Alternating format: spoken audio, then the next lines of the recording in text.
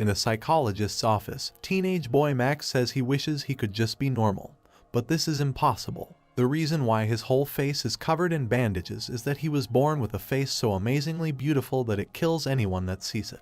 At least it isn't a painful death, since they usually are happy to have seen his pretty face. Max shares the story of his birth, explaining he killed the nurses and the doctor of the hospital that saw his face.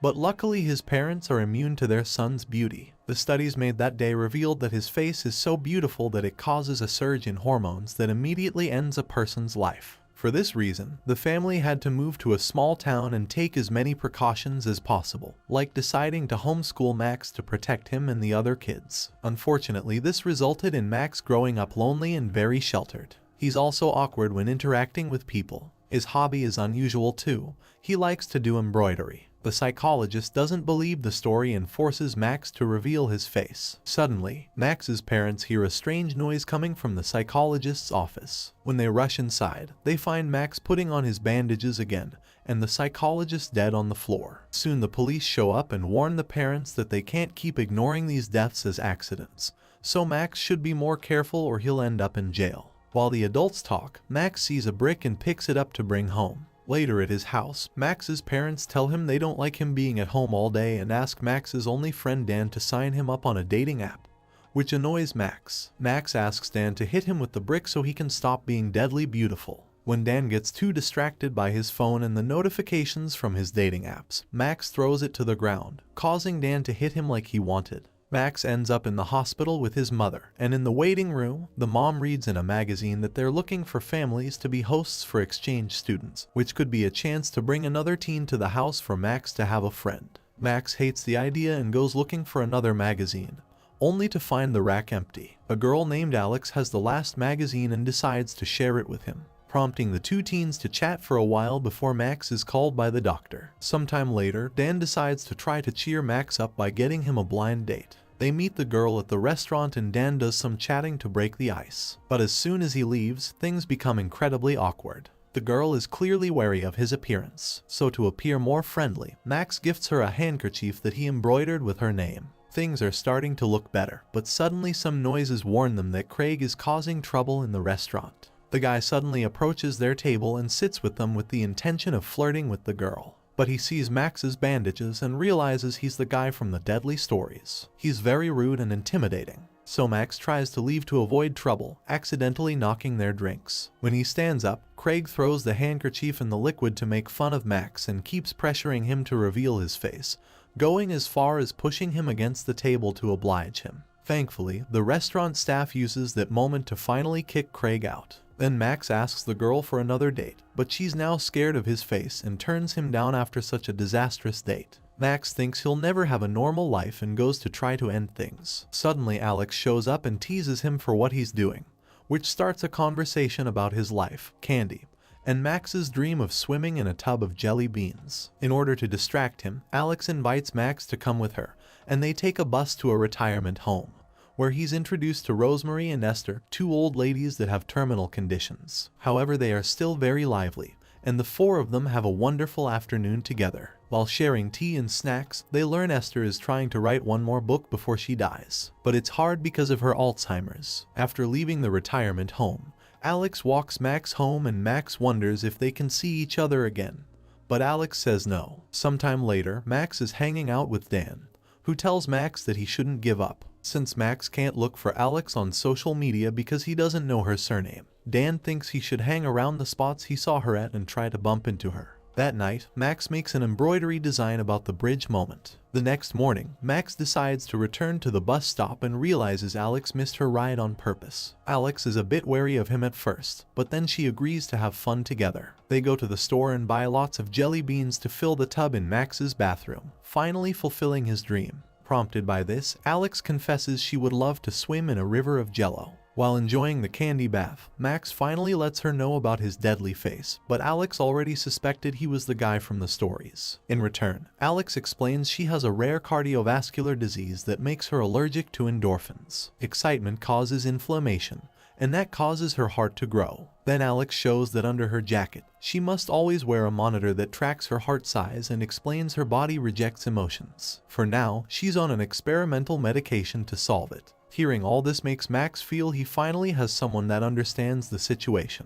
Afterward, they go to watch a movie and get drunk during it, laughing at any single detail. Then they go to Max's home and Alex gets to admire his embroidery, which makes her ask him to make a design of her someday. Suddenly Alex comes too close to him and takes off his sunglasses, which scares Max for a second.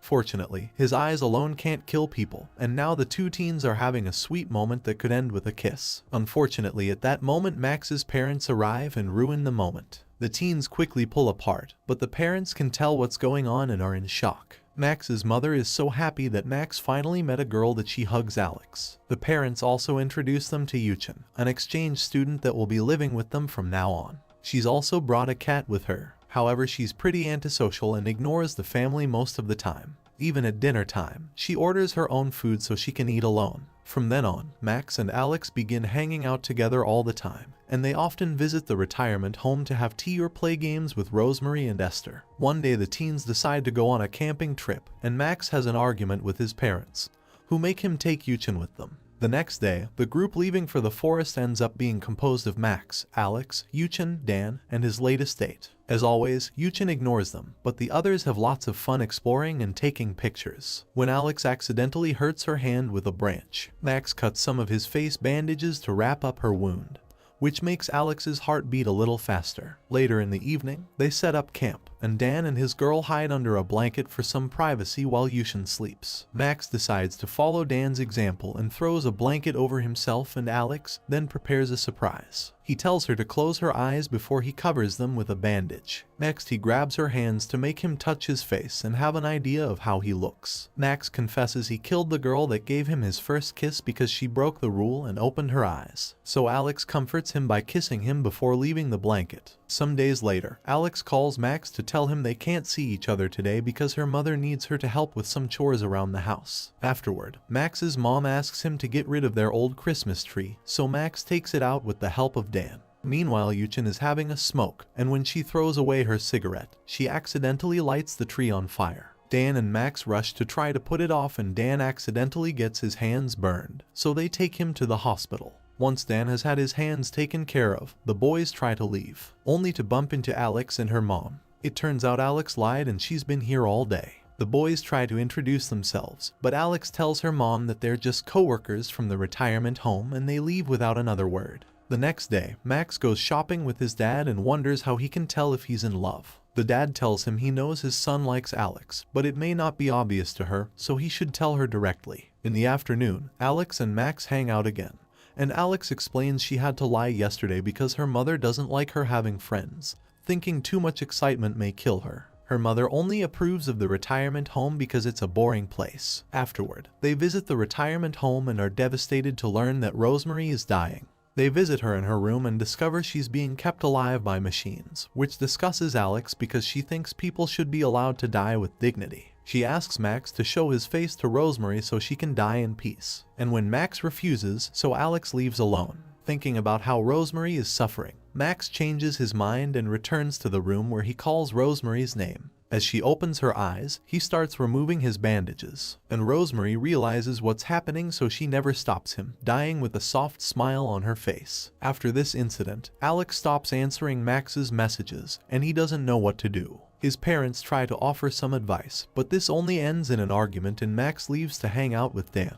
His friend has big news: there will be a party at the local school, and Dan thinks Max should go even if he's homeschooled. Max is too nervous to do anything, so Dan takes his phone and sends Alex a message to invite her to the dance. Since he doesn't get an answer, Max goes to Alex's home to ask why she's ignoring him. Alex confesses that the experimental medicine isn't working, and her heart keeps growing larger and larger. They argue over the fact she's been pushing him away, but Max stays supportive, and Alex finally accepts to go to the dance with him. On the day of the party, Alex shows up with 2 funny costumes she got from the adult store. She'll be going as a maid, and for Max she got a dog mask and a horn so he can be a horn dog. When they arrive at the school, they have lots of fun dancing and flirting together. At first the music is fast and catchy, but then it changes into a slow romantic tune that brings them closer. This intense moment makes Alex's heart start beating dangerously fast, and it makes her nose bleed, so she rushes out to take care of it. While Max waits, he hangs out with Dan and his date, but the moment is interrupted when Craig comes over to bother them.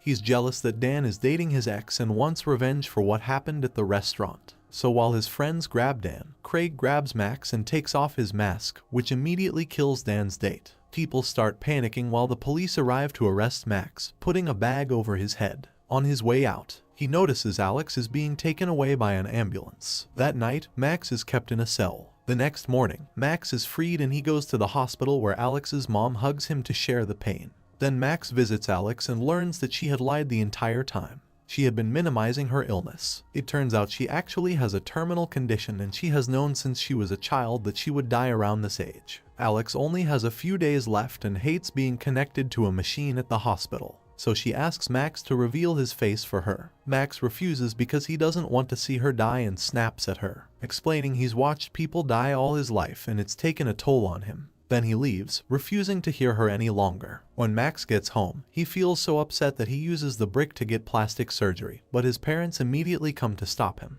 They hold him while he has a breakdown, but when the bandages slip down, he accidentally kills Yushin's cat. In the following days, Max ignores all of Alex's messages. Sometime later, Max joins Dan to pay their respects for the dead girl. Dan is grieving, yet he still takes a moment to scold Max for ignoring Alex, making him see that he'll miss the chance to say goodbye. The next day, Max visits Alex at the hospital and covers the wall with his embroidery as a way to apologize. He also shows her he made a design of her. Alex's condition is getting worse, so Max lies down next to Alex and removes his bandages. Then they close their eyes as they share a kiss, expecting the worst to happen. When Max opens his eyes, he's shocked to see Alex is still alive. However, she's so incredibly happy about finally seeing the real Max that her heart can't take it and she still dies. At least she has a smile on her face as she remembers all the time she spent with Max. Later, Max attends Alex's funeral, feeling completely devastated by the loss of the only girl that ever cared for him.